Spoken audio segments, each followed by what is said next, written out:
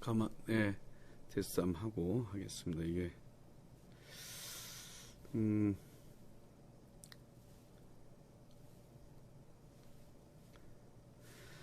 네, 예, 반갑습니다. 오늘, 제가 오늘 그 판결 선고난 걸 가지고 한번 같이 말씀을 나누도록 하겠습니다. 제가 오전에 여러 가지 재판이 있었고, 그래서, 있은 이후에, 지금 조금 전에 이제 결과를 듣고, 그 얘기를 같이 나누도록 하겠습니다.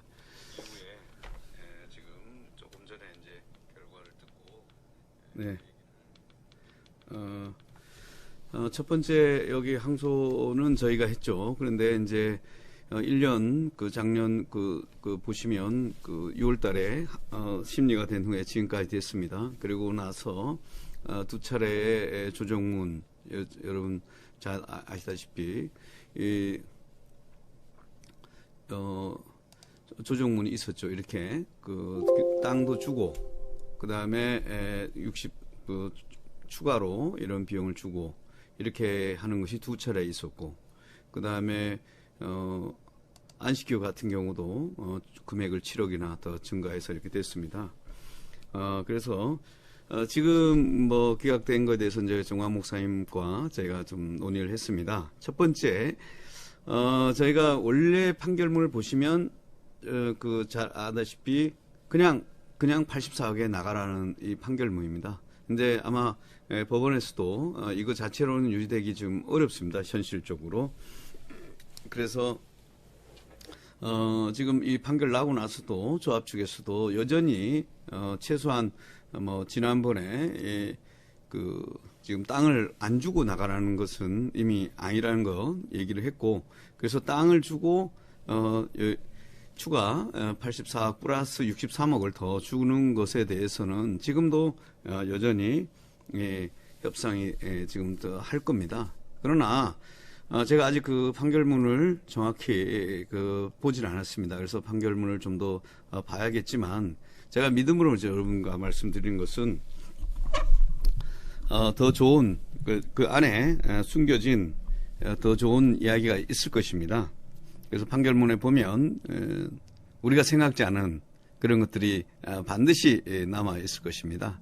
그래서 제 개인적으로도 여러 가지 옛날에 재판이 있어가지고 저 같은 경우도 안 좋은 재판으로 해서 그 모함을 당해서 구속이 된 적이 있습니다. 제가 3년을 받고 그래 항소를 했죠. 그래서 5개월이 된 날 저는 별건으로 또 추가로 3년을 또 구형했습니다. 그래서 그것에 대해서 무죄가 날 줄 알았어요. 근데 뜻밖에도 거기서 플러스 1년 유월을 더한 거죠. 그러니까 3년에 1년 유월, 5개월에 제가 하고 있던 차에. 근데 그날 이제 가족들이 면회를 왔습니다. 제가 이렇게 얘기했어요. 다들 낙심하고 있을 때 이렇게 얘기했습니다.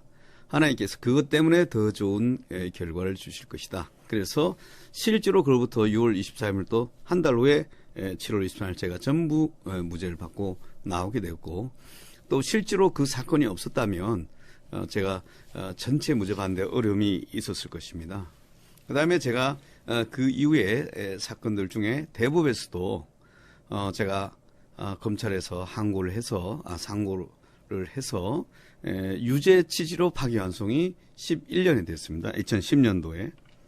그런데 대한민국이 건국된 이래 지금까지 대법에서 유죄 취지로 파기환송된 사건이 다시 무죄로 나는 경우 거의 없었는데, 제가 또 그것을 재차 무죄를 받은 적이 있습니다. 그러면 제가 이 사랑제일교회 사건을 처음 맡았을 때는 마치 안개아처럼 모든 것들을 정말 다 끝난 상태에서 들어갔었는데, 그나마 하나님께서 기적처럼 조금씩 문을 열어서 지금까지 왔거든요. 그 결과 결국은 땅에 대해서 그는 인정하라는 게 이 고등법원 판결의 조정 판사가 이렇게 했고, 그 다음에 추가로 임시 초소 비용과 건축비를 주라고 이 판결이 나왔던 것이고, 저것도 끝난 게 아니고 지금 현재 유효한 것입니다. 그 다음에 또 이것만 끝난 것이 아니라 또 어떤 재판이 있냐면 가장 본질적으로 이 조합에서 수용해서 땅의 토지와 건물의 소유권을 교회에서 조합으로 소유권을 가져갔습니다. 2년 전에. 근데 그것에 대해서 소유권 다시 이전해 달라라고 하는 소송을 해서 다음 주에 또 재판을 합니다.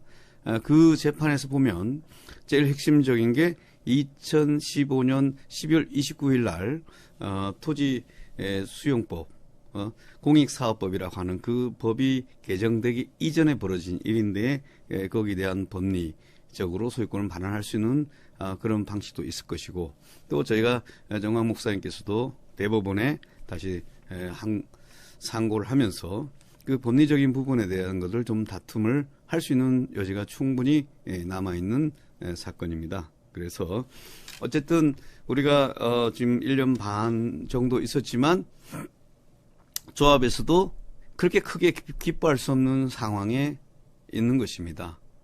아이러니하게도.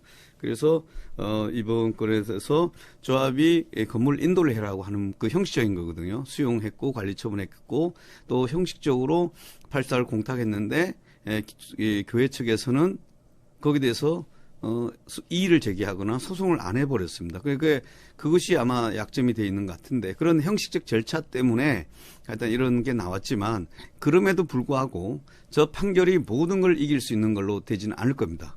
그래서 제가 판결문을 다시 한번 보겠지만 직접 점유자냐 간접 점유자라고 하는 부분은 분명히 여지가 또 남아 있을 거라고 생각합니다. 완전히 그렇게 하기는 않을 거라고 생각되거든요. 그래서 하나님께서 또 우리가 생각지 않은 더 좋은 하나님께서 반드시 더 좋은 결과를 숨겨놓고 주실 거라고 저는 생각합니다. 그래서 어떤 경우도 우리가 어려운 일을 당할 수 있고 또 어떤 문제가 있을 수 있죠. 그러나 하나님께서 우리 기준과 다른 반드시 더 좋은 결과를 주시더라는 거예요. 그거는 저는 지난 30년간 또 제가 실제적으로 재판을 해보면서 느낀 거고 또 제 개인적으로 송사를 당하면서 송사를 다 풀어가면서 이렇게 나왔던 경험이거든요. 그래서 우리가 핵심이 뭐냐? 좋으신 하나님이 반드시 더 좋은 걸 주신다. 그래서 지금 이게 이겼다고 해서 자기들이 이겼다고 해서 이긴 건 아니거죠. 그렇게 기뻐할 수가 없는 것이고 거꾸로 끝나자마자 또 저를 와서 기본적으로 우리가 항소해서 지난번에 조정해 하는 것은 이제 기본 베이스가 깔린 겁니다. 지금 그것 때문에 지금 우리가 안 하는 게 아니고요. 지금 원천적으로 교회의 건축비가 많이 올라갔고 또 이거 자체가 잘못된 게 있다는 말이죠.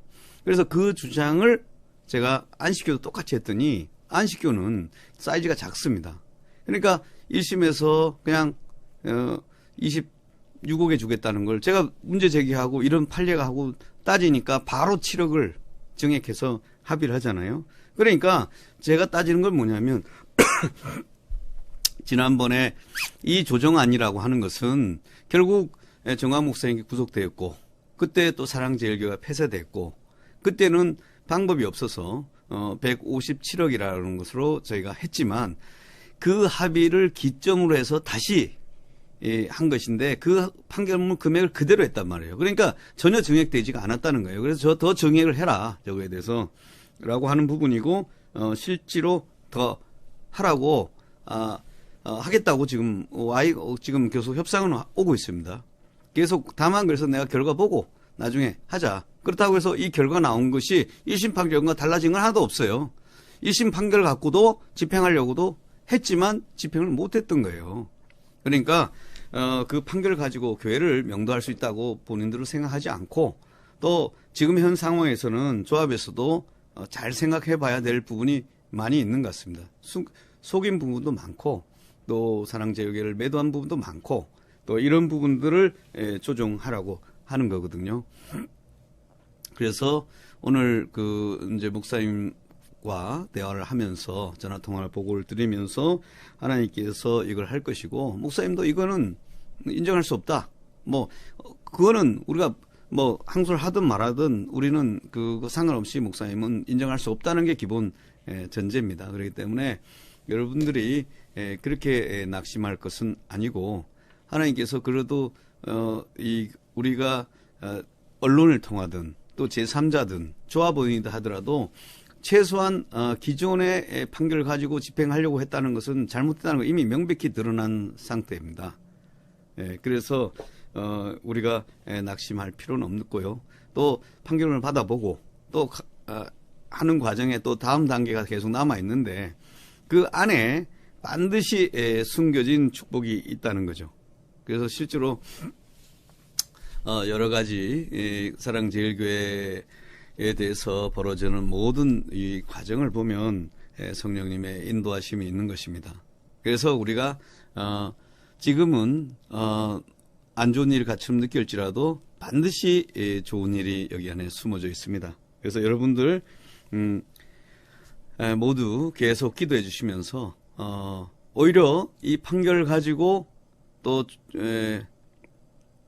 조합 스스로 저걸 가지고 판결문 들어오기는 자기 스스로가 이미 정당성을 잃어버린 겁니다. 물론 판결을 받았다 하더라도 이 서울고등에서 두 번째로 두 번에 걸쳐 조정문을 한 게 있잖아요. 그거 자체를 보더라도 이 판결을 그대로 수용할 수는 없는 것이죠. 그리고 대법에서도 그 정당한 보상, 이전비에 대한 것들 이런 판례가 바뀐 부분이 있으니까 하나님께서 반드시 사랑제일교회를 통해서 또 하실 일이 있기 때문에 이 모든 과정을 하고 있다고 볼 것입니다. 그리고 조합에서도 결국 이런 과정들을 좀 더 면밀하게 보고 또 이것을 또 많은 언론들이 보면서 과연 그러면 이것에 대해서 어떻게 볼 것인가. 예를 들어서 똑같은 교회인데 안식교회는 주고 7억을 더 주고 합의한 거에도 문제되니까 제가 선임되고 나니까 더 주고 있잖아요.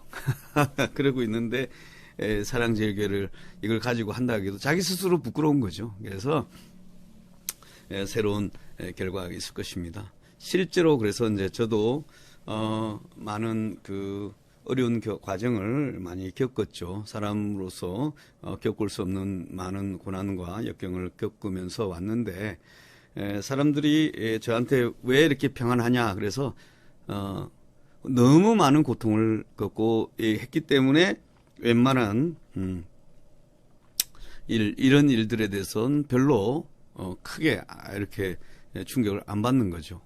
그래서 우리가 너무 그 긴 고난을 높은 산을 험한 산을 가진 사람은 웬만한 낮은 산을 만났을 때 그냥 크게 그런가 보다라고 하는 거죠.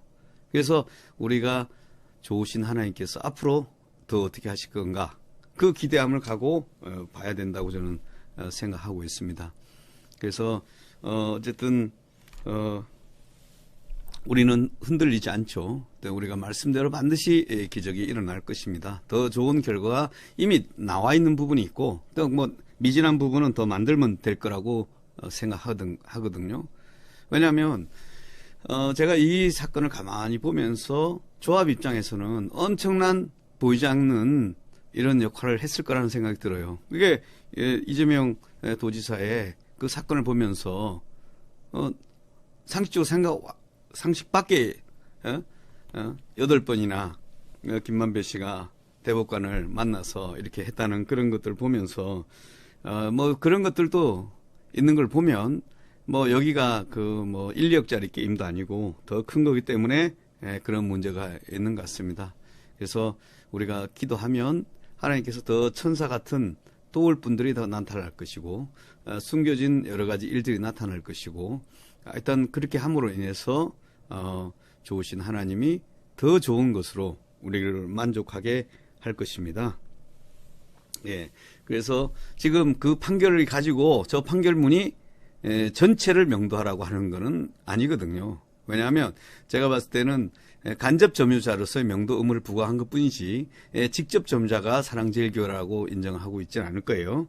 그래서 결국은 직접 점유자를 상대로 해서는 소송은 또다시 해야 될지도 모르는 거고 또 소유권을 가져간 도시정국법에 따른 수용 그것이 법에 규정이 없이 이렇게 한 부분도 있을 거라고 생각되거든요. 그래서 어쨌든 우리가 이긴 싸움을 이기면서 우리가 뱀과 정갈을 밟으면서 이 전쟁을 할 거라고 생각합니다. 그래서 여러분들이 전혀 낙심하지 마시고요. 여러분들이 기도하는 그 기도하는 대로 하나님께서 반드시 이루어질 것입니다. 그래서 실제로 조영기 목사님도 그 말씀하셨고 또 저도 이게 불가능할 상태에 내가 믿음의 말을 하는 것이 참 어려워요. 그런데 그 믿음대로 이것이 움직이더라는 거예요. 그래서 여러분들을 계속 우리는 이겼습니다. 좋으신 하나님께서 더 좋은 것을 주실 것입니다.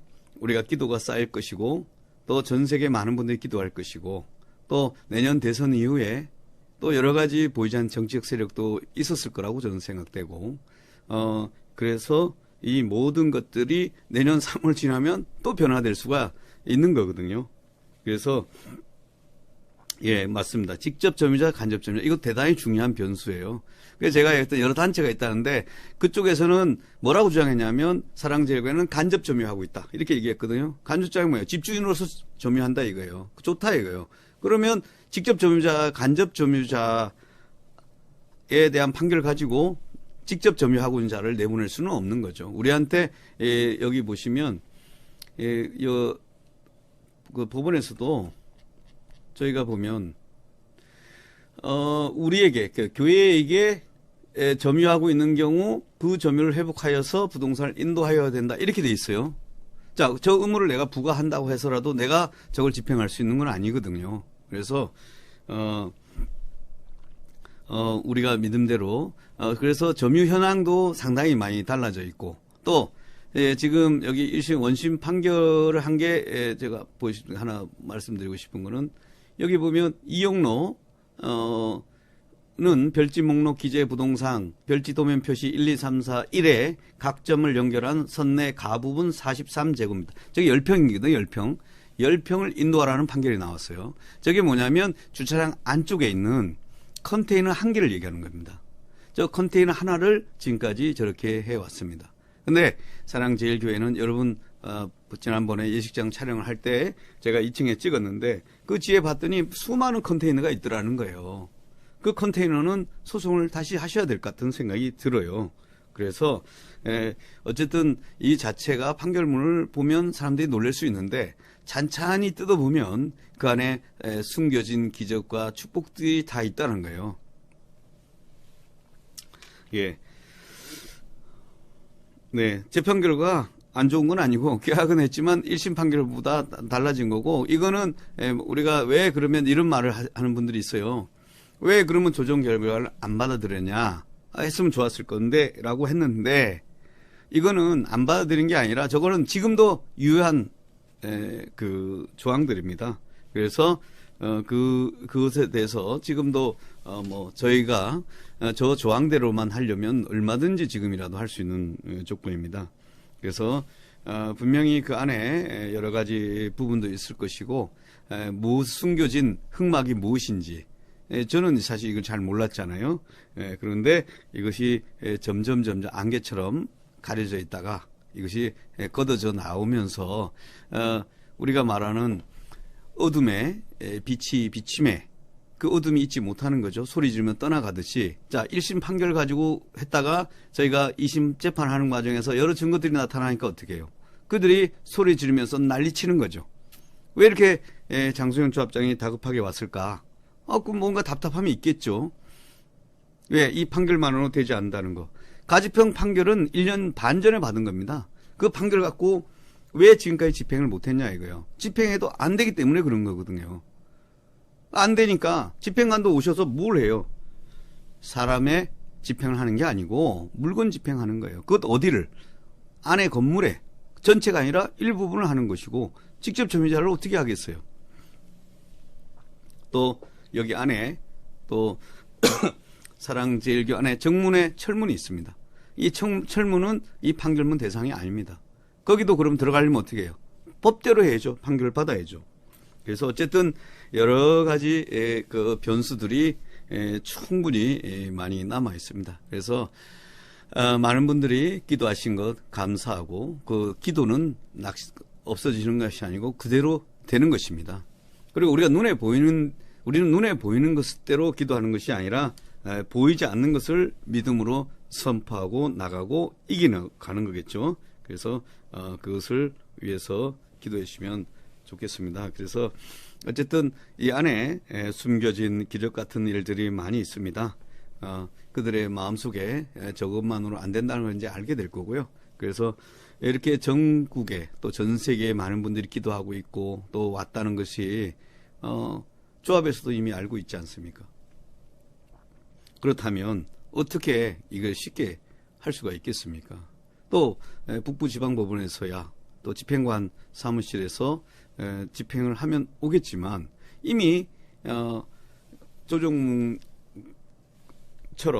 이렇게 뭔가 1심 판결이 부당하다고 하는 부분이 있음에도 불구하고 계속 한다는 게 어떻게 되는 거죠. 그래서 저희가 지금 오늘 목사님께서 이제 판결문을 저희가 받아볼 것이고 그에 대해서 상고를 할 것이고 그 다음에 소유권 가져간 부분에 대해서 또 기일이 다음 주에 또 잡혀 있습니다. 그래서 여러 가지 변수들이 있을 것입니다.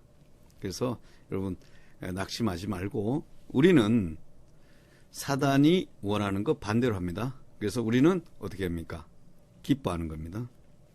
그리고 사단이 원하는 대로 감사하는 겁니다.